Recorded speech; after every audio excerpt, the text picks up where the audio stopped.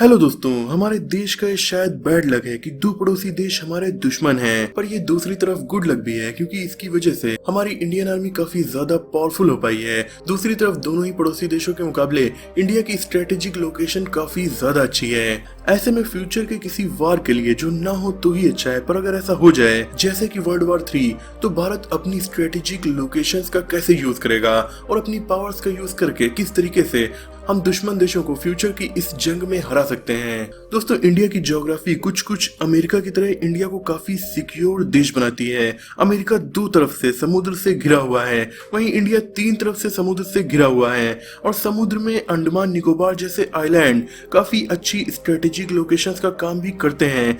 वहीं नॉर्थ में हिमालय के पहाड़ हैं, इसीलिए नॉर्थ में भी इंडिया को खतरा कम है। पर यह बात चाइना को भी अच्छी तरह से पता थी, इसीलिए चाइना ने कुछ ऐसी चालें पास्ट में चली कि नॉर्थ में इंडिया के लिए थोड़ा खतरा पैदा हो गया।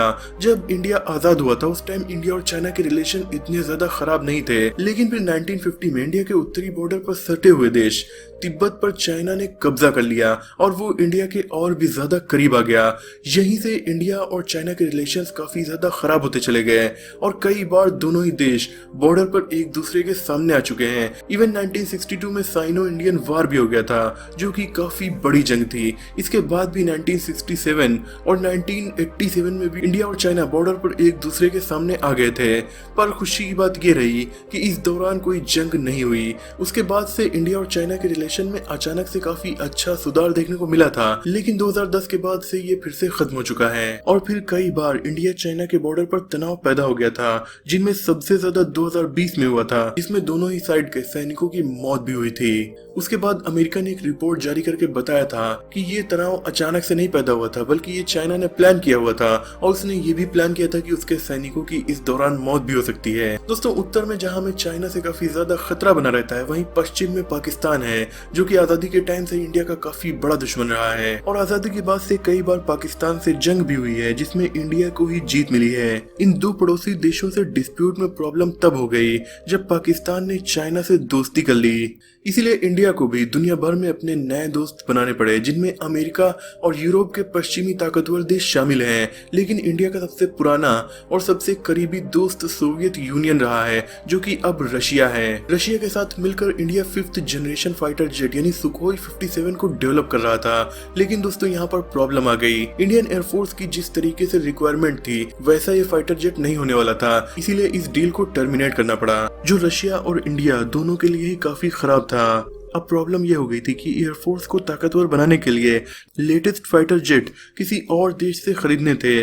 इसीलिए इंडिया यूएसए और यूरोप के पश्चिमी देशों से भी दोस्ती बढ़ाने लगा, ताकि उनसे अपनी रिक्वायरमेंट के हिसाब से वेपन्स को खरीदा जा सके। और फिर फाइनली 2015 में राफेल की डील फ्रांस से हो गई। वहीं दोस्तों, चाइना भी रशिया से दोस्ती बढ़ाकर इंडिया और चाइना की दोस्ती को कमजोर करने की पूरी कोशिश करता रहता है। उसे पता है कि इंडिया की रशिया से दोस्ती चाइना के लिए बड़ा खतरा है और चाइना को यह भी पता है कि हिमालय के पहाड़ इंडिया के नॉर्थ में मौजूद होकर इंडिया के लिए तो काफी ज्यादा फायदेमंद है, पर चाइना के लिए बड़ा खतरा है। इसीलिए 1950 में उसने तिब्बत पर कब्जा कर लिया और हिमालय के पहाड़ों के काफी करीब आ गया, क्योंकि यहाँ से कुछ ऐसी नदियां निकलती हैं जो चाइना के लिए बहुत ज्यादा इंपॉर्टेंट हैं। अब इंडिया के कब्जे में हिमालय के पहाड़ होने की वजह से इन नदियों को बंद करके इंडिया चाइना को काफी ज्यादा नुकसान पहुंचा सकता था और ये बात चाइना को अच्छे से पता थी। और इसीलिए चाइना लगातार बॉर्डर्स पर कभी कभी ऐसी टेंशन्स पैदा करता रहता है ताकि वो हिमालय के एरियाज पर कब्जा कर सके, क्योंकि साउथ में तीन तरफ से समुद्र और बीच में कई इंडियन आइलैंड्स होने की वजह से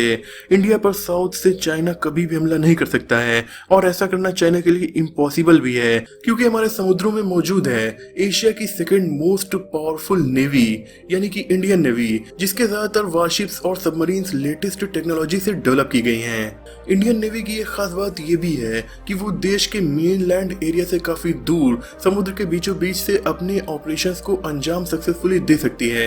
यानी कि इंडियन नेवी मदद के लिए इंडियन एयरफोर्स या लैंड आर्मी पर डिपेंड नहीं है, वो टोटली सेल्फ डिपेंड भी है, क्योंकि उसके पास कई तरह के वारशिप्स हैं। वहीं चाइनीज नेवी यहाँ पर कमजोर पड़ जाती है, क्योंकि उसके पास एयरक्राफ्ट करियर नहीं मौजूद है, और एयरक्राफ्ट करियर न होने की वजह से चाइनीज नेवी कहीं ना कहीं चाइनीज एयरफोर्स पर डिपेंड होती है, इसीलिए वो मेनलैंड चाइना से ज्यादा दूर कमजोर पड़ने लगती है। अपनी इसी पावरफुल नेवी की वजह से भारत चाइना को कई तरह से नुकसान भी पहुंचा सकता है। इंडियन नेवी चाहे तो चाइना के सी ट्रेड को पूरी तरीके से रोक सकती है, जिससे चाइना की ऑयल एंड गैस की सप्लाई पूरी तरह से ठप हो जाएगी। इसके अलावा उसका एक्सपोर्ट, जिस पर चाइना की इकोनॉमी डिपेंड है, उसे भी यहाँ से कम्प्लीटली रोका जा सकता है, क्योंकि 2 पावरफुल एयरक्राफ्ट और न्यूक्लियर पावर्ड सबमरीन की मदद से इंडियन नेवी ऐसा सक्सेसफुली कर सकती है, और ये बात चाइना को भी अच्छे से पता है। इसीलिए चाइना अब काफी तेजी से अपना खुद का एयरक्राफ्ट करियर भी डेवलप कर रहा है, लेकिन फिर भी दोस्तों इसे डेवलप होने में अभी कई सालों का वक्त लग जाएगा।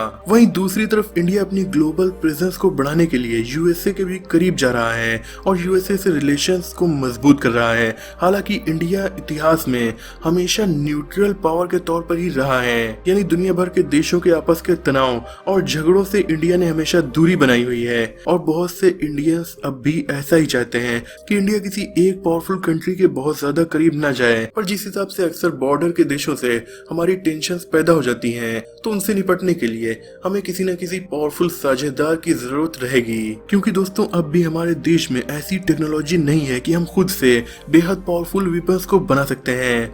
इसीलिए इंडिया ने कभी रशिया से तो कभी फ्रांस जैसे देशों से पावरफुल हथियार खरीदे हैं। अब दूसरे देशों से हथियार खरीदकर आप पावरफुल जरूर हो जाते हैं, पर उतना पावरफुल कभी नहीं हो सकते जितना कि वो देश है जो आपको हथियार बेच रहा है। अगर आपको उतना पावरफुल बनना है तो लेटेस्ट टेक्नोलॉजी वाले हथियार खुद के देश में ही डेवलप करने पड़ेंगे, पर हम इस काम में भी उतने ज्यादा परफेक्ट नहीं है। ऐसा नहीं है कि इंडिया में हथियार बनाने के लिए पैसे और मैन्युफैक्चरिंग कैपेबिलिटीज नहीं है, पर एक बड़े फाइटर जेट या दूसरे ताकतवर वेपन को बनाने के लिए बहुत ज्यादा रिसर्च और कई सालों की क्लासिफाइड नॉलेज की जरूरत पड़ती है। जैसे कि हमारे देश का हल्का फाइटर जेट यानी कि तेजस, उसे इंडिया में ही पूरी तरीके से डेवलप किया गया है। लेकिन दोस्तों इसे बनाने में कितनी रिसर्च एंड डेवलपमेंट लगी कि आपको पता है? इस जहाज को बनाने का प्लान 1980s में गवर्नमेंट ने किया था। उस टाइम MiG-21 को रिप्लेस करने के लिए ऐसे फाइटर जेट को इंडिया में डेवलप करने की बात कही गई थी। 1980s में प्लान होने के बाद 2001 में पहली बार इस जहाज ने उड़ान भरी थी, और 2015 में इसे इंडियन एयरफोर्स में शामिल किया गया।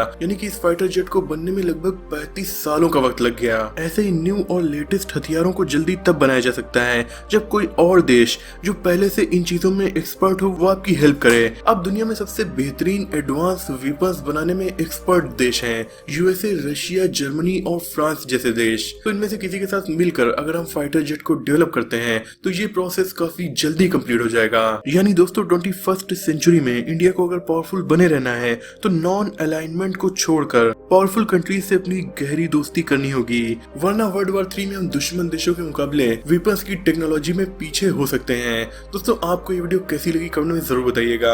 अगर आपको ये वीडियो पसंद आई हो तो इसे लाइक और शेयर कीजिए। ऐसी इंटरेस्टिंग वीडियोस देखने के लिए हमारे चैनल को सब्सक्राइब करके बेल आइकन को प्रेस कर दीजिए। मिलते हैं अगली वीडियो में, तब तक के लिए अपना और अपनों का ख्याल रखिए।